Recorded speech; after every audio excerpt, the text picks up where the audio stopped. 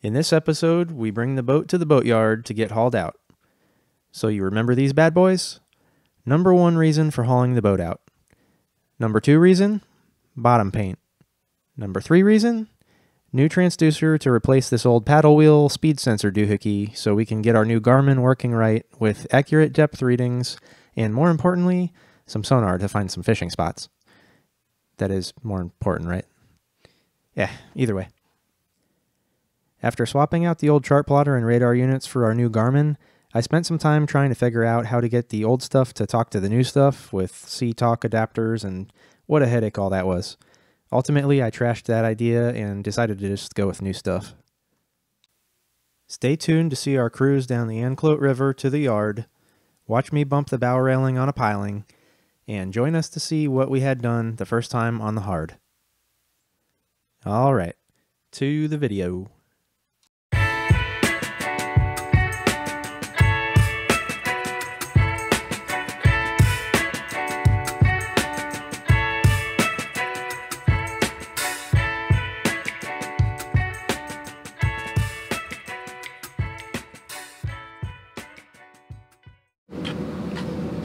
Boat day. I'll see you when you get back. Okay. I'll be there. Alright, Monday, May 10th, boat day. I'm really excited. Got Claude going with me. I'm going to pick up my parents. Hopefully the boat starts. Alright, we're about to leave the dock. Just getting the lines off.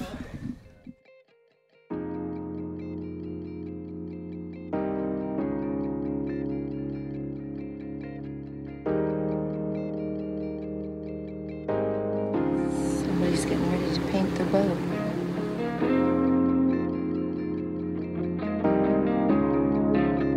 This is the Intrepid that got us off when we got stuck. I'll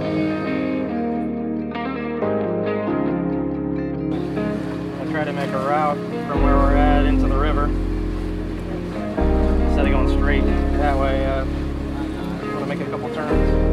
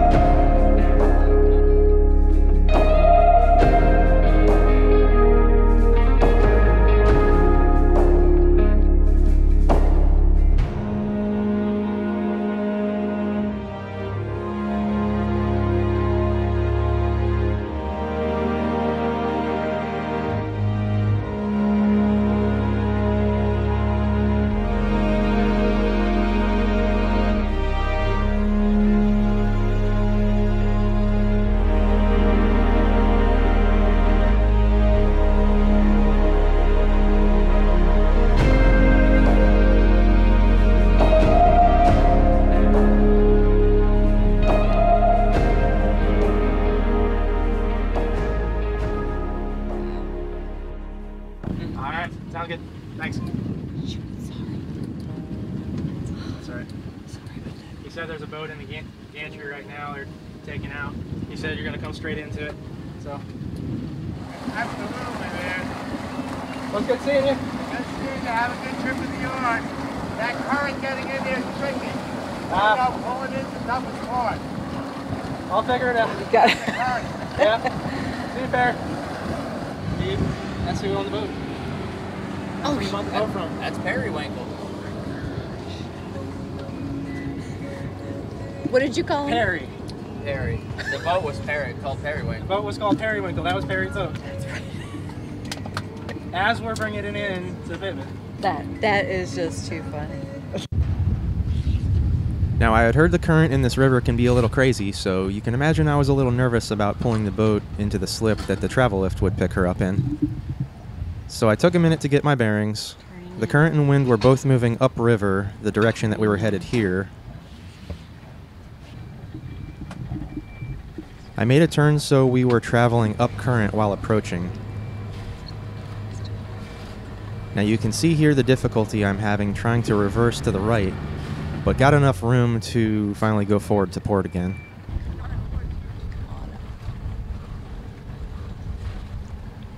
Now here it is. The video I don't really want to show you, but again, you know, that being real thing. I had the guys on the dock telling me to come in at an angle, but I didn't want to have the stern of the boat pushing back to the right into the piling or end up into the other boat here. So I wanted to swing to the left first and have the current push me right into the slip while moving forward.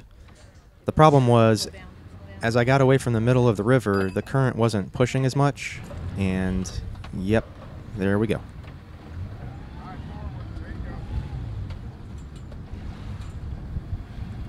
And you don't have to tell me, I beat myself up enough about not leaving the helm, and I could have had someone toss the line off the port side. But, you know, learning.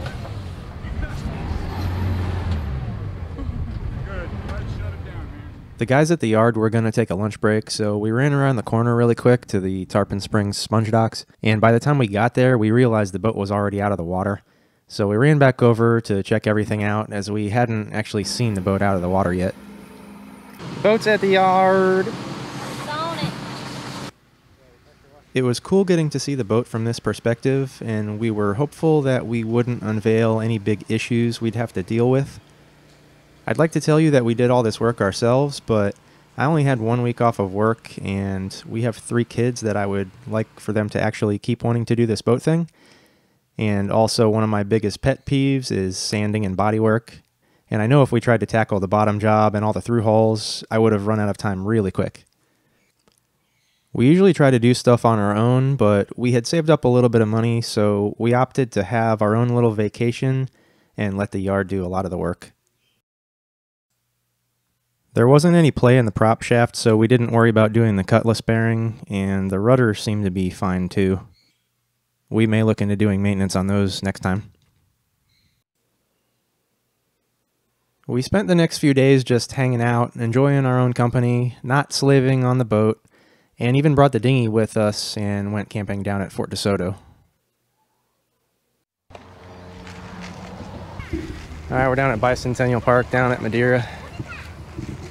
Every once in a while we come down here, see what new boat's stuck in the water. And that boat's in the wall.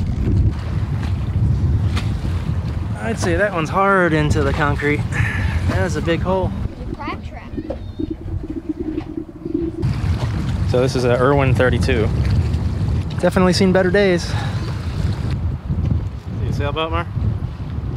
And there's another sailboat down here that's smashed up against the seawall. What do you have to say? Me too. This is kind of a nice spot here. The anchorage right around the corner here, right, with the Publix right across the street and McDonald's.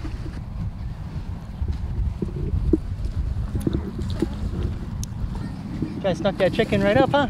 Did you stick that chicken up? Hey. Yeah. Hey, you. Now he wants some pineapple. Maisie said there's a pelican right over there at that boat. Hey, Daniel. Can't drink rum and Coke here. Do what I want.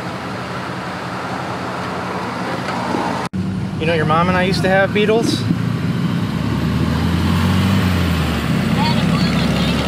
Hots, yes. No AC. No AC. That was a couple years ago. Did you want them to paint it white? We threw the dinghy on the roof of the truck, picked up Tim's boat, and headed down to Fort Desoto to meet Danielle's parents for a couple of days. Your baby is upside down in the car. She's upside down? Ah! That's unacceptable. You didn't strap her in on this whole ride? Let's go check out their spot. Drive and bring a boat. Happy Mother's Day! Thank you. Even these spots over here on this cove are pretty awesome.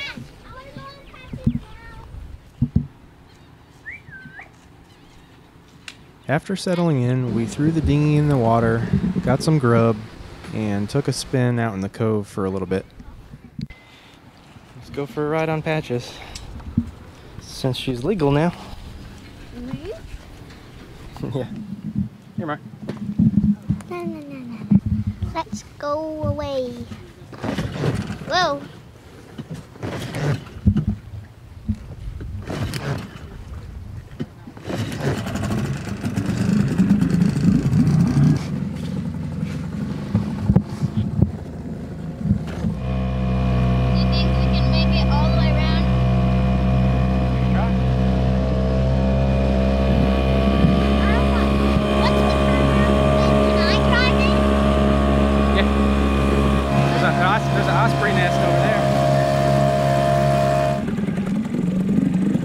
Let's hang out for a second. Quiet. I want to paddle. You hear him? This North Cove is where we saw a trimaran back here. One of the last times we were here.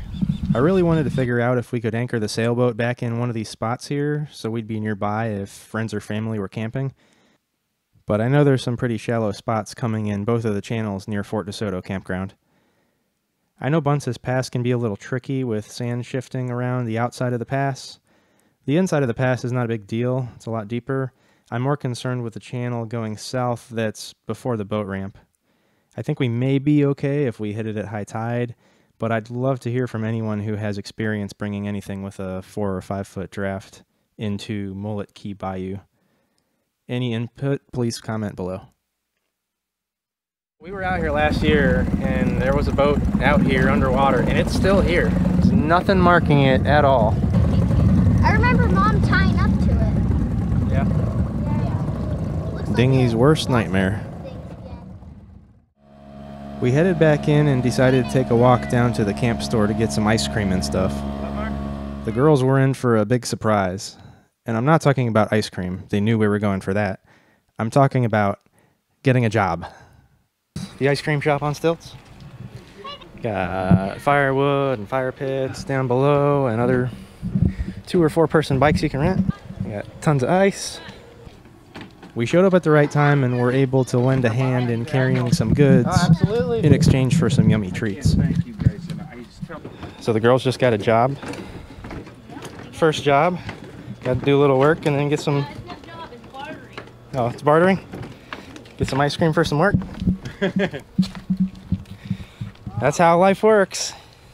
All right, ready? What's your name? Maisie. Maisie. You take those. There we go, helpers. Here's your choices, girls. And thank you again. How does that look? Good. Your eyes lit up. Is that too much, is it? Thank Okay. you. All right, honey, thank you very much. For you? Would you guys like to work at a place like this? Yes. Would be kind of cool, huh? Get ice cream. I'll show you a view here. So here's the cove on the east side of park here. It looks like there's a spot all the way at the end that doesn't have oysters. We might be able to pull the dinghy up over there. There's the entrance to the campground.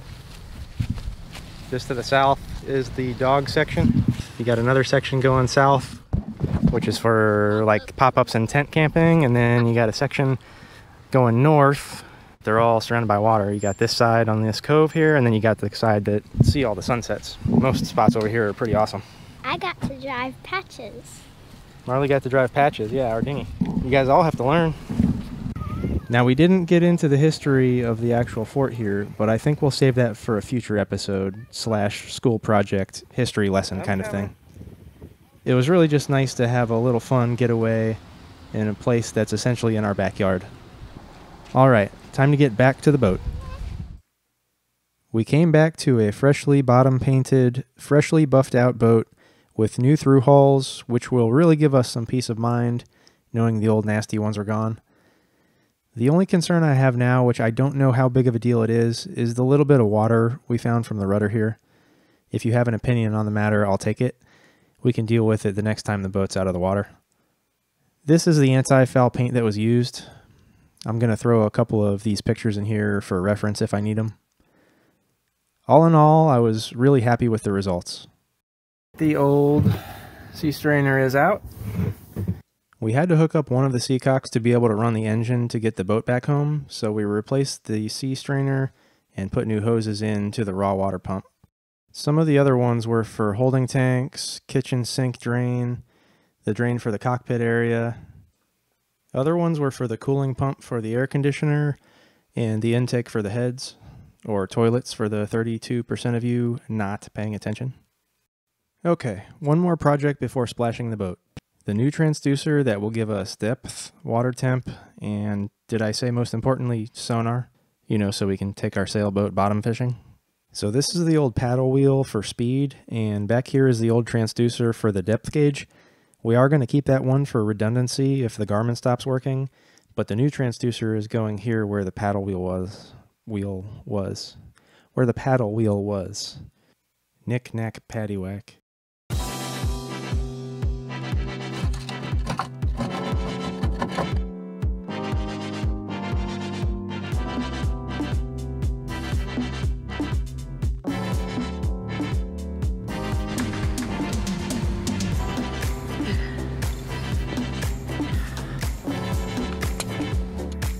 Not too bad. Not too bad. 2 hands. I'm gonna say 3/4.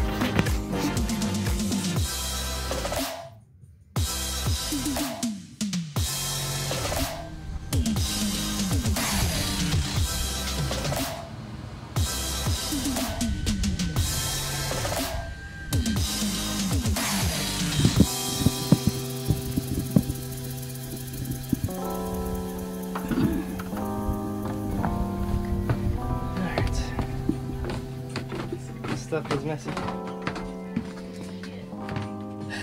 You got nothing here? What? Now you may be thinking I went overboard with the sealant, but my thought was, can I really go overboard on this one? So we put some anti-foul transducer paint on and finished up the projects. 3.4. High tide's at 3 in the afternoon. Oh, that's perfect. Yeah, and you guys So- can get it in the morning. It's Friday afternoon. We got the transducer in. One of the guys, Shane, just came and put a scoop on our AC through hole. Transducer is all done. And one of the through holes for the AC outlet. Got that changed out. So we're gonna go try to square up and see if we can leave tomorrow instead of today.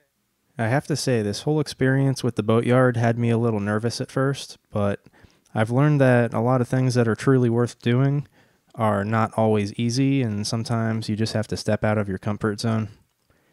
I happened to just pick a yard and walk in one day, and it's such a small world that the first guy I talked to grew up with my dad, lived on the same street we live on. I worked with his son, and I went to high school with a couple of the other guys that work there. So it was a huge icebreaker per se for my first time going in, not really knowing what I was doing, and setting everything up for us to get hauled out. This is David, he's the man. Yeah. So we have a dilemma. Danielle wants another dog, which means all 4 girls want a new dog. She told me she wanted to live on a boat. You can live on a boat with a dog, 2 dogs, 2 lizards, and 4 birds. And 6 chickens. Well, the chicken, nah. Carrie can keep it too. We're waiting for the boat to go back in the water, so.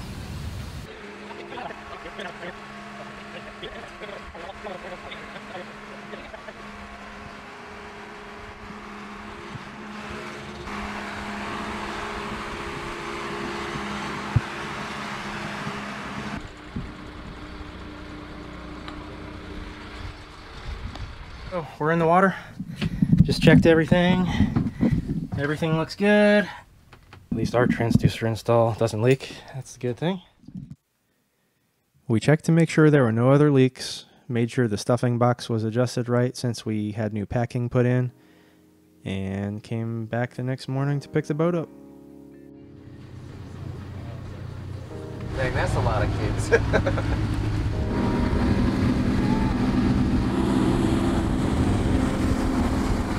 Saturday morning in the river. That's why I love coming out on the weekends.